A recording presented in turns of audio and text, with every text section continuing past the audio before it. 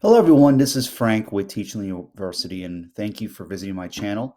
And before we begin the lecture today, make sure to hit that subscribe button so you can watch all my lectures on personal growth, wealth building, creativity, and entrepreneurship.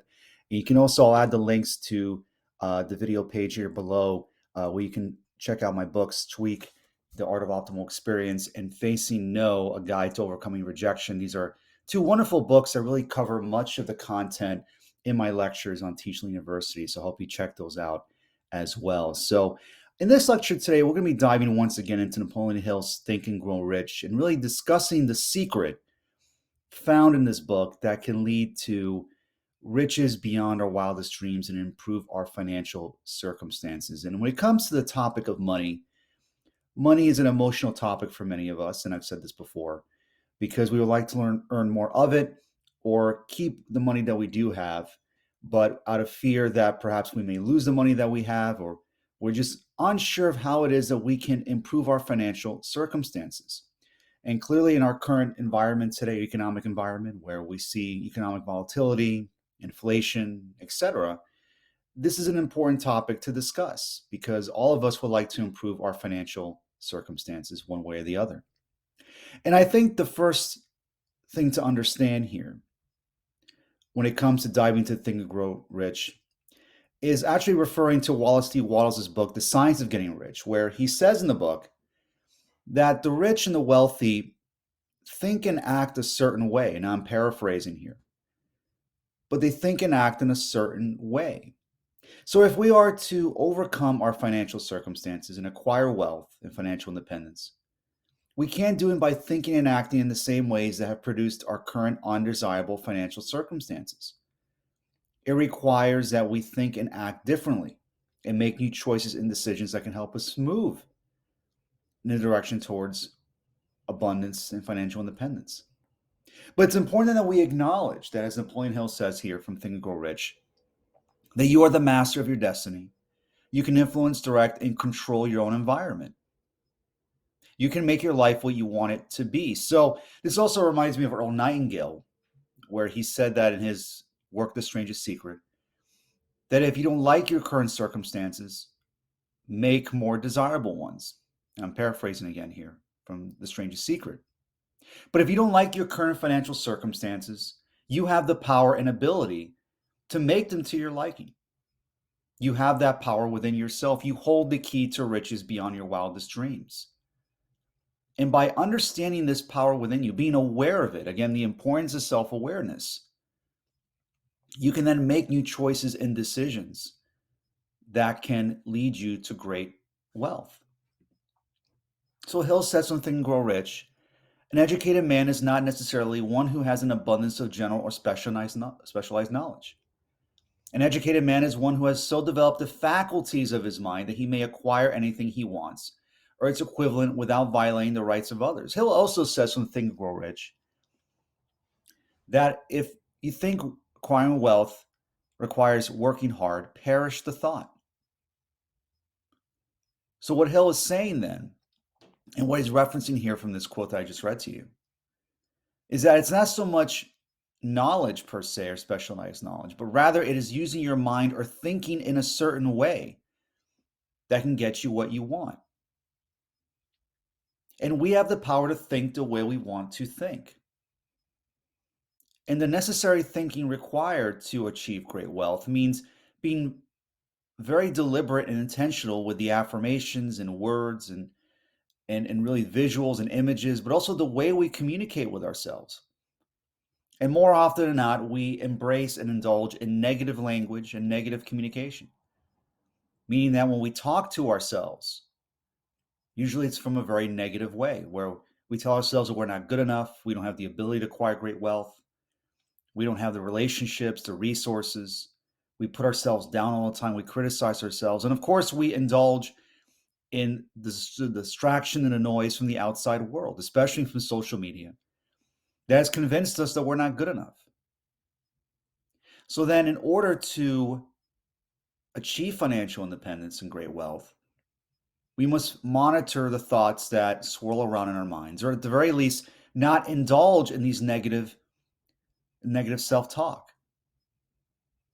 And we do that by accepting and surrendering to the fact that we felt this way, that it's okay to feel this way. If you felt frustrated, anxious about your finances, that's okay. By surrendering and accepting the way you feel, you no longer give this negative emotional baggage power over you. And you begin to then pivot and indulge in new, more positive affirmations that money comes effortlessly into my life, that I have the talents and gifts and abilities to help others and get paid very well for it. These are just a couple of examples of the kind of affirmations and language we can use to communicate with ourselves, and more specifically, the subconscious, where we want to get to the point where subconsciously we behave in ways that can help bring about wealth in our lives without much effort. But of course, that takes time and work in getting ourselves to that point.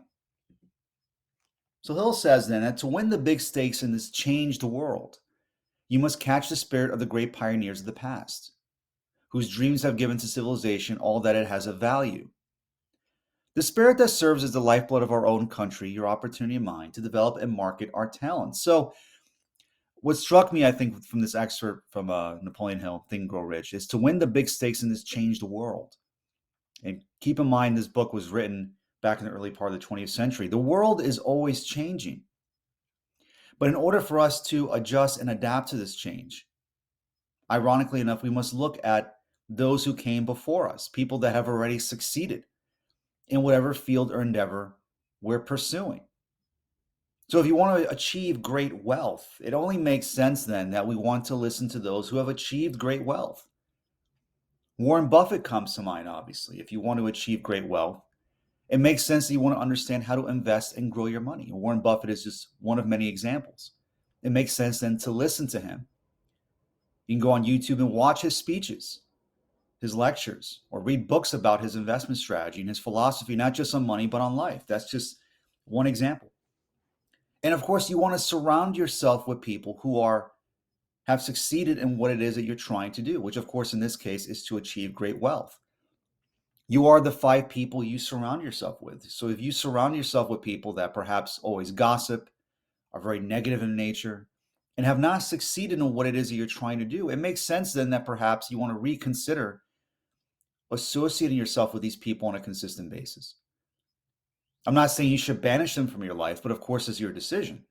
But you do want to be mindful of this and begin to surround yourself with people that have achieved what you want to achieve and learn from them. And of course, learn from those who came before us. That's why reading, watching lectures like this, and learning from those who have succeeded in what you're trying to do will help propel you to financial abundance. So then there is a difference, Napoleon Hill says, between wishing for a thing and being ready to receive it. No one is ready for a thing until he believes he can acquire it. The state of mind must be belief, not mere hope or wish. Open-mindedness is essential for belief. So it's one thing to wish for something, but when we wish for something, I believe we've entered a state of indifference where we don't really care whether or not we get this desired result or outcome. But instead, if we are to change our circumstances, our financial circumstances for that matter, it's feeling as if the wish is fulfilled. We must be ready to receive it and feel as if what we want is already here now. And walk in faith, knowing that creation is already done, that what we want is already, it's already here, it's already exists in some way within our imagination. And that it's only a matter of time before eventually it manifests itself in our reality in some way. Because we don't really know necessarily when our desired outcome is going to occur. When the new opportunities, relationships, and experience will show up that can help lead you to better financial opportunities.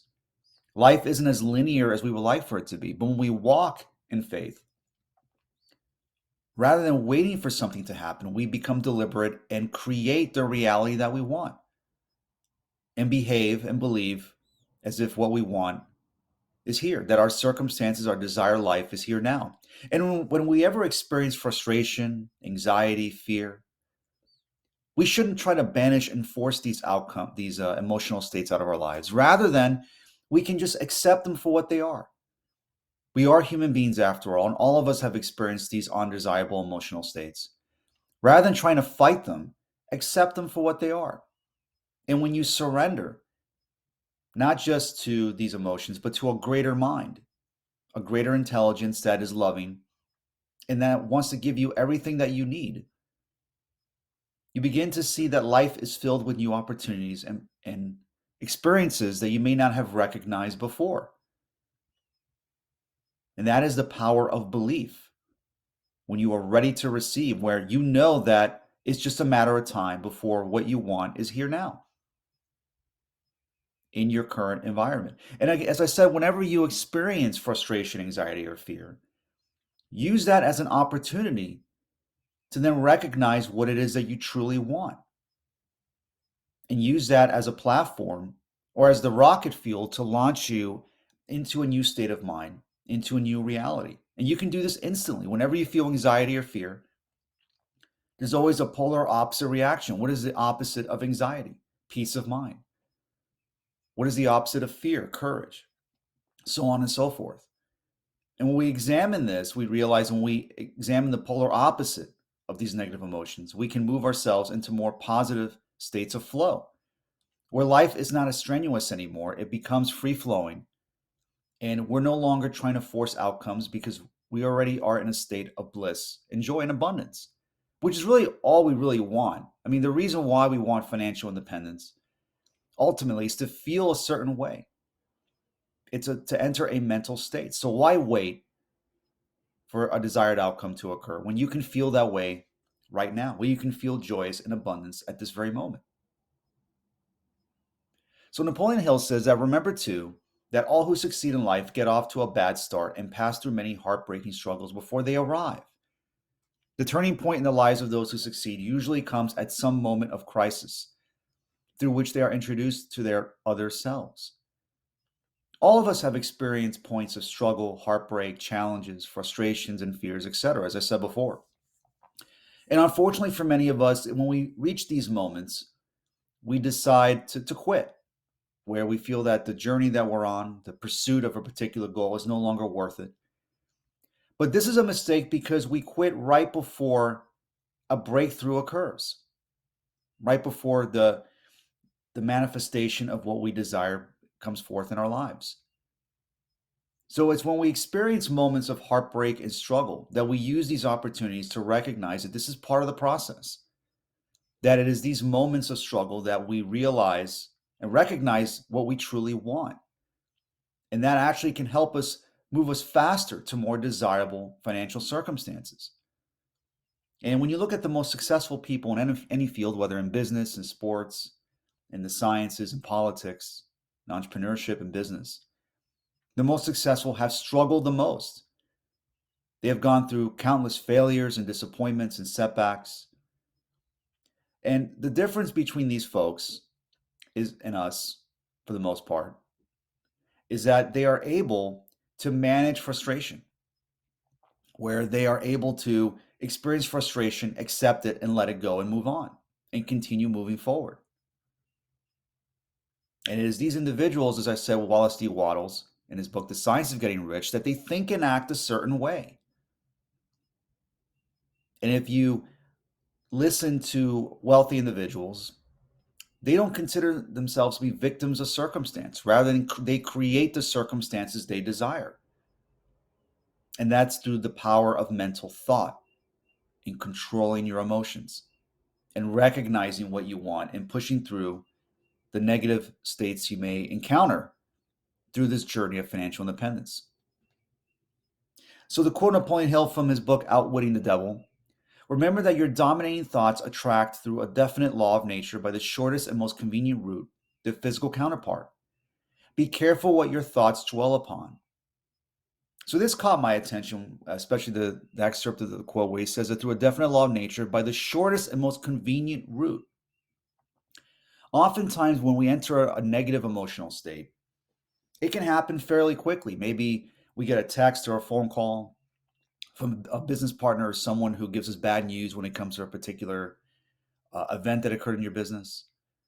It could be something that happened in the news that can impact your business. It could be that perhaps an event or circumstance occurred in your life that put you in a more strenuous financial situation. One little comment or moment or event can instantly put you in a very negative state.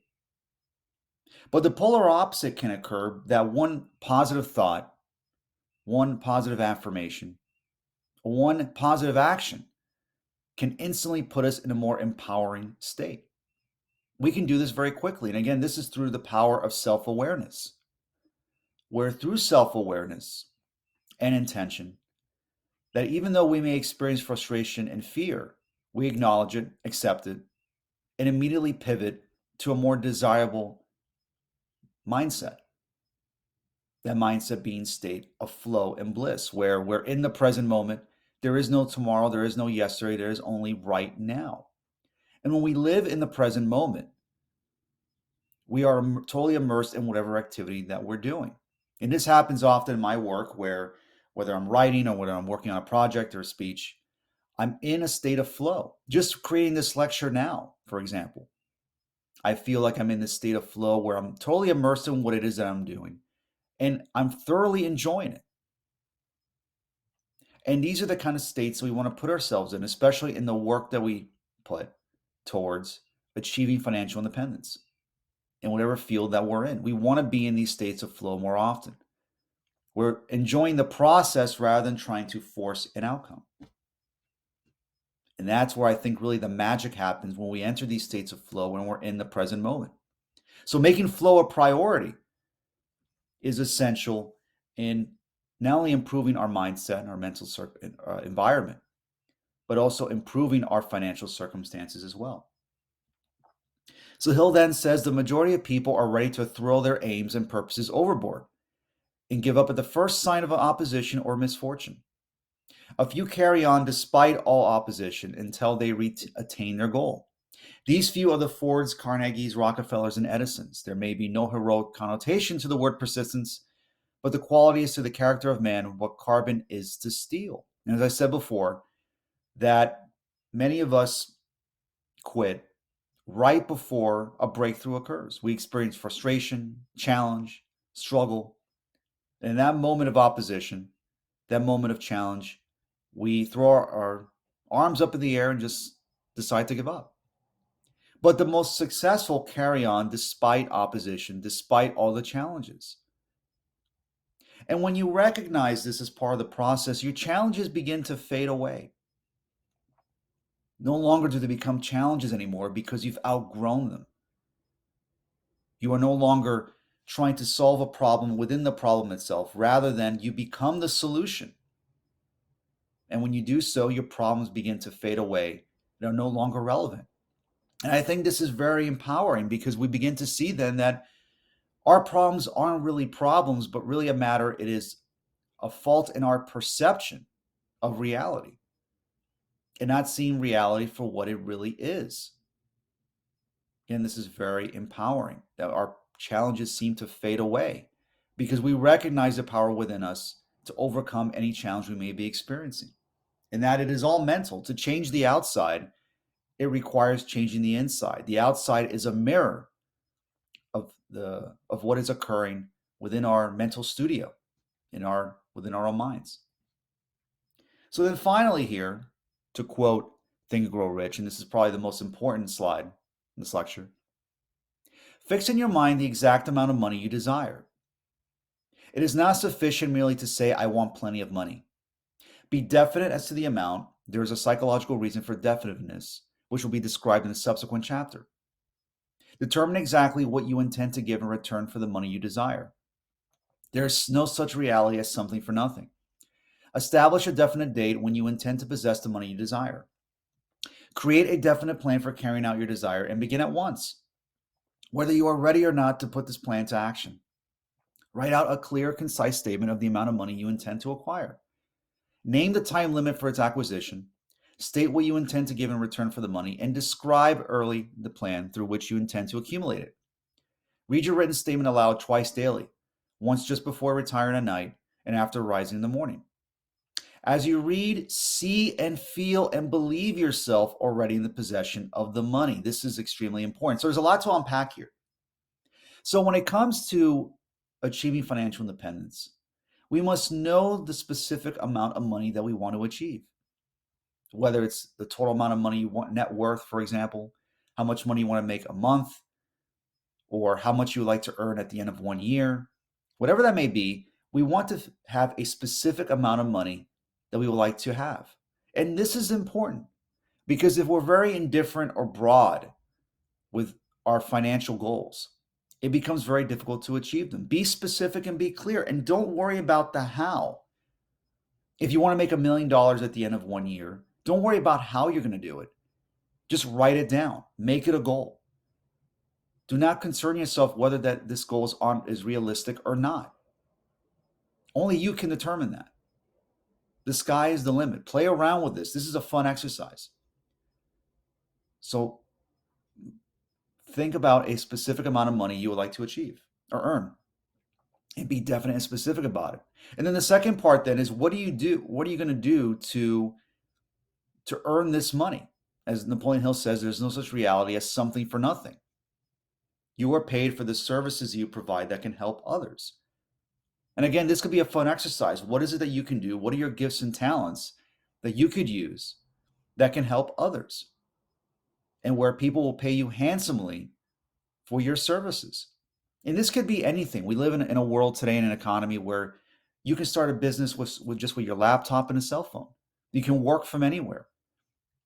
And this is very exciting. There are resources all around you to start a business and create wealth for yourself. So what service do you intend on establishing where people will pay you for such a service? And again, it's all about helping others. And when you can figure out a way to solve other people's problems, money will never be an issue. So then step 3 is to establish a definite date from when you intend to possess the money you desire. This could be a little more challenging. I'm not saying you have to establish a specific date, but you do want to have a time frame. Play around with this. Maybe within a year or two, you want to achieve this specific financial goal. Maybe in a year, 2 years, 5 years, whatever that is. The point is, we want to get specific and have goals to move towards. And be clear about this. And create then, as step 4, a definite plan for carrying out your desire, and begin at once, whether you are ready or not. So don't worry if you don't have all the resources, opportunities, relationships, money available to start this business, or whatever it is, whatever plan you have to achieve this wealth. Just start. And just the fact that you're listening to this lecture and you begin perhaps in writing your journal or in a piece of paper or your Word doc, these plans, that is already moving in the direction of where you want to go. And you already begin the process of taking action. But have fun with this process, as I've said before. Be clear and concise. The sky is the limit. Write down the goals that you want. Write down the kind of life that you want to live. And by impressing on the subconscious mind, and that is, I believe, the ultimate secret in Napoleon Hill's Think and Grow Rich, that your thoughts impact your reality. And by impressing on the subconscious mind, which is the greater mind, the goals that you want to accomplish, the money that you would like to earn, and how you're going to earn it, the subconscious, this greater intelligence, will find a way of expressing itself through financial abundance. So don't worry about the how. As Napoleon Hill says at the end of this quote, read, see, and feel and believe yourself already in possession of the money. Once again, this is a common theme here, where see and feel and believe yourself already in possession of what you want. Do not worry about your current circumstances, because perhaps when you write down your goals and you meditate on this and journal this, you may look at your current circumstances and see that there's nothing to validate that what you want is possible. That is why walking in faith is so important, and that embracing the idea that creation is already done, that once you've written this down, it is already set in stone. The money, the abundance, the opportunity, the new experiences that you will have, it is already here now. And by embracing this and feeling the wish fulfilled, it is only a matter of time before your circumstances change. And this could be immediate, where just by changing your perception, feeling for a moment at least, that your dreams have come true and that you are financially independent, you've helped others, and are living your best life, things begin to change. Maybe underneath your awareness of what you can see. Invisible forces are at play that are helping you achieve your particular goals. So you don't have to force an outcome. You don't have to stay busy for the sake of it. Rather than by embracing this mindset and being clear about what you want and walking in faith, it is just a matter of time before you see more desirable circumstances. So thank you so much for watching this lecture, and thank you so much for subscribing. And I'll see you next class. Take care.